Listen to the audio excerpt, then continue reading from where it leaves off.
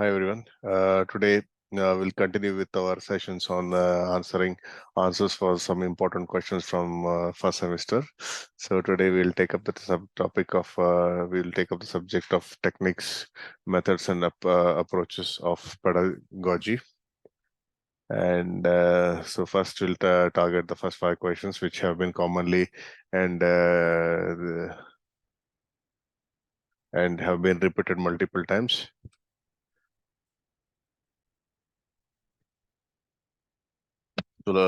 So let's start with the first question. The first question is what is feedback experience types?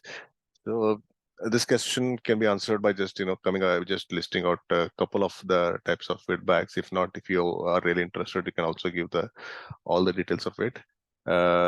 So basically, feedback is an information about a reaction or response on person's performance of a task, etc. So whenever you might have seen that you go to a mall or any in generic terms, if you go to a mall or you buy something, there is always they see some kind of a feedback saying how was their service, or what can they do to improve their service or better theirs. Similarly, in education, feedback is an information of reactions to a product, a person's performance, what kind of performance it was in terms of so basically it gives an base for improvement. So basically the types of feedback could be constructive feedback, informal feedback, formal feedback, formative feedback, summative feedback, coaching feedback, real-time feedback, upward feedback, appreciation, and recognitions. So we have listed all them here. So you can have a look at it. I'll just explain few of this. For example, informal feedback, like the parent calls up the teacher calls up the parent, or gives an informal feedback, not in terms of it. He is declaring an exam result, or she is giving a result for a particular scenario or a particular event. But what is generally that your kid is doing well, this is the area that has to be improved. So this is an informal. You meet at a place and then the teacher gives the feedback. This is informal feedback. Formal feedback is a planned feedback. For example, parent-teacher meeting, you call up the students, parents, and then give out the results of the any event such as a unit test or a preparatory test or any kind of an exam that was held, and then you say what was shortcoming, or how well the student fared, whether it was good, or whether there is any scope of improvement, or something that can be given in a formal feedback. And appreciation and recognition examples, like giving some awards for you doing well in an examination or an simple test. So that is also kind of a feedback saying that you are appreciating the effort that done by the student. And in constructive feedbacks, you can see there is positive, negative feed forward, positive feed forward. Negative feedbacks are basically corrective, whether what was lagging behind or what the student lacks in the particular event or a task that was carried out. Positive feedback is an affirmation giving to the student that he or she is doing well, and to carry on the good work that is done. So similarly, you can go through the various types of feedbacks. We'll go to the next question. Explain the role of a teacher in educational counseling. So what is counseling? Counseling is normally, teacher addresses. Counseling is basically, you sit and talk, try to understand any situation or any problem, or any constraint a student is having through in terms of his learning process. Children, as you can see in the answer, children offer under a great deal of stress due to education. There is peer stress. They have to, there is competitive nature, and they have to have that additional stress to do well in terms of their fellow friends and peers. There is parental pressure, there is societal pressure. So there is a lot of pressure, which, and especially in adolescents and teenagers. So what happens is teacher needs to, teacher has a very important role, because, certain things that certain things that the student doesn't go and take it up to their parents because of the expectations. So the teacher has to counsel them wherever they are lagging behind, or because the teacher has the experience of carrying out year after year many batches of students, and has grown and developed this maturity to see that what the student is going through is a normality, a normal thing, and not something that is not that a specific student is going through in a unique sense. So this helps, the basically counseling also helps at an emotional level to maintain the emotional balance, also helps in career guidance, wherein the the teacher is aware of various avenues because of the alumni, the link up with the alumni, as well as being aware of the situations in terms of what is actually good, as he knows the strength and weaknesses of the student, and giving a proper guidance in terms of what could really be his taste and interest, and he can excel in that.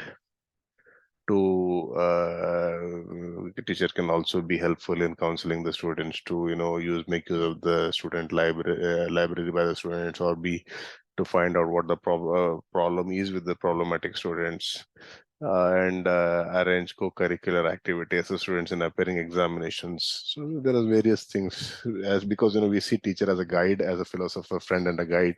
So normally you need someone to talk to or reach out to make things work for you, and you don't know whom to reach out to. Teacher plays a very important role in this regard. The next question: what are the characteristics of a good questioning? Discuss. Um, Questioning is any sentence which has interrogative form of function. So what are you questioning is to frame a question also is an art, right? What exactly you want to ask, what is your doubt. You have to communicate it across, and make it clear. There are few characteristics when you are in a classroom situation, and the kind of question that are expected are to be relevant to the should be relevant to the subject that has been taught, and should not be very precise and clear to what it is looking for. And it should be concise, not to be a very big and beating around the bush, and not being very clear, and just roaming around with words. It has to be very concise, very clear, purposeful. There should be a purpose to that question. If there is a geometric class going on, for instance, and then you're asking a question from biology, it doesn't make any sense if there is no correlation. Yeah, there could be a correlation, then it's fine. Guiding but not leading questions. It should not lead to something, right? So it has to be a guiding question. A good question guides the learner towards understanding the concept, but at the same time, it doesn't lead to a specific answer. We don't want to lead. If you have an answer in your mind and you don't want to bring up questions so that you lead to a specific answer, no, there has to be an exploration to understand the concept. So the question should be in those regards. Stimulate thinking.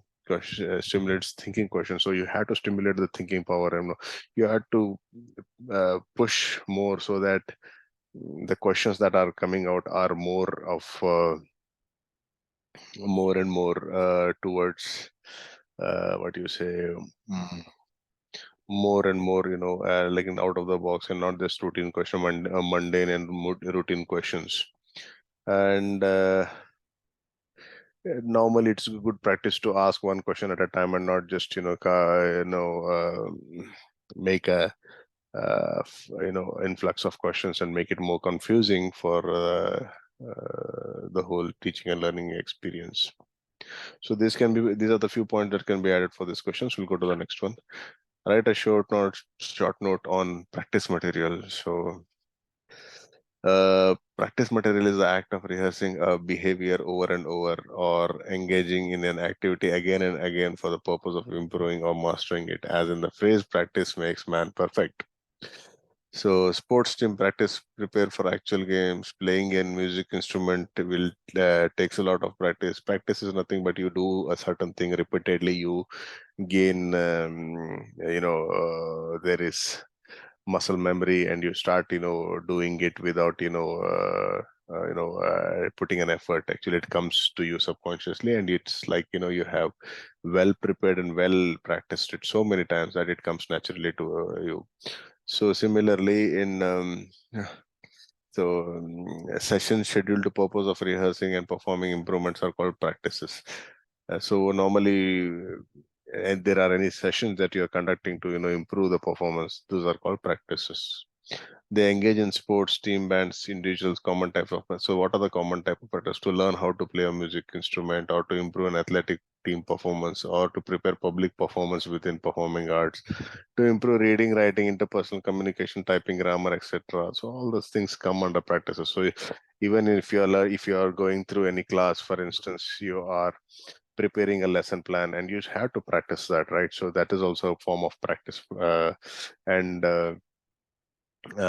you create lesson plans, and you for that, in an actual regular running class, when you become a teacher, you have create lesson plans and charts and models. That has, you have to practice here itself, right? So that is also a kind of practice to gain momentum and to gain skill, maintain skill, so to acquire new skills. So this is very important.